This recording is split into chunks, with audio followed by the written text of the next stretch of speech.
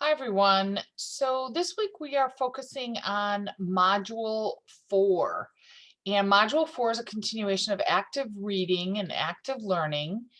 Do note in your task list, I have assigned pages in the textbook that you do need to read. Oh, sorry, there is a mistake. I'll correct it before the video goes. It's not 17 through 424. That's a little bit much. It's probably 417 to 424, but I'll correct that before you see it on your screen. Get that under your belt. Make sure you do that reading so you have that background information.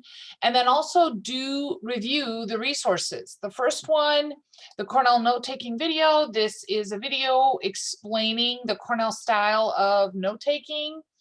And then the second one is me lecturing over a PowerPoint and giving you information on the importance of note-taking, some different strategies, that type thing. And then the third one is an information page on critical thinking. You'll see that phrase referred to quite a bit, critical thinking. I also want you to use critical thinking in your note taking. The importance of that is to help you process the information.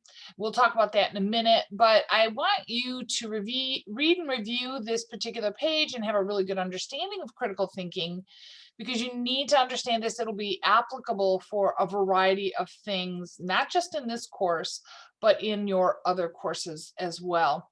So the graded activities this week, the first one is Cornell notes. I'm going to want you to do 5 pages of Cornell style notes. Now within this, I give a video. This is me talking, pointing out a couple of things.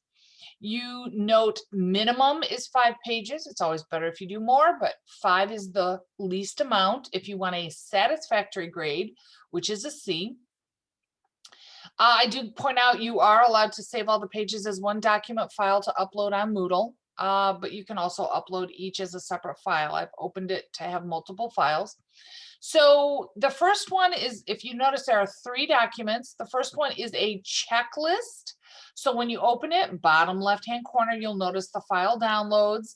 And then when you open it, I'm going to pull it across here so you can see it. There are checklists. These are the things that need to be included on your Cornell notes. These are the things I'm looking for on every single page. So make sure you address them.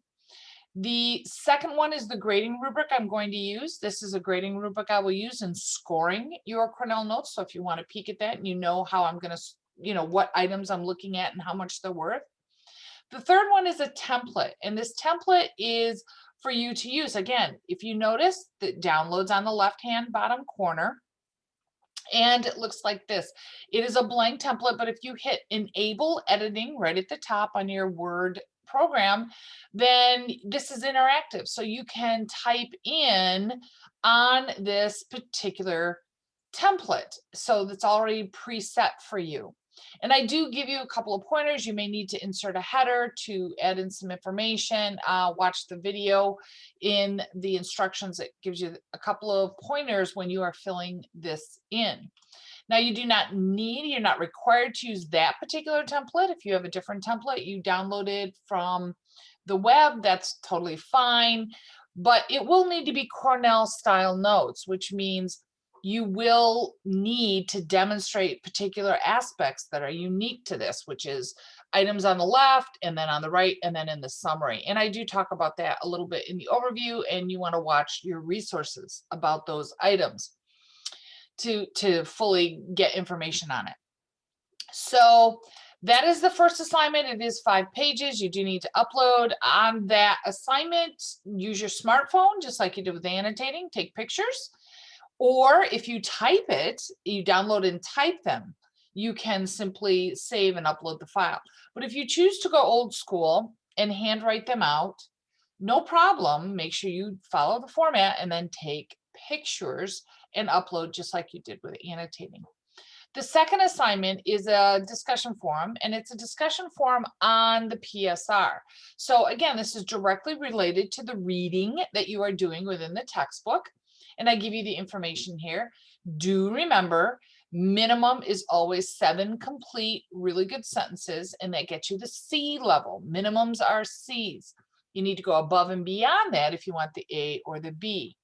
Replies, remember you're going to have 2 replies and they each have to be 4 sentences.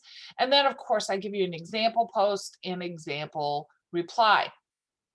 Now, do remember, and I talked to you about this, I do not want you to simply list the question and then the answer after it. You need to write this in a narrative form, which is like paragraph style. So, we're practicing our writing skills, and in writing, everything counts. So make sure you capitalize, do a spell check, all those kinds of things. One tip on the forum, I would recommend, and I tell students this all the time, create it in your Word program and use the tools there, like spell check, grammar check, all those kinds of things. And then after you've cleaned it up, then copy paste and put it in the forum. Because that way you know that you've at least taken a really good look at it and will have minimal amount of errors. Just one last reminder, your posts are always due Wednesdays. So make sure you get your post in before 11:59 p.m. on Wednesday. I think that's it for this week. I hope you have a great week.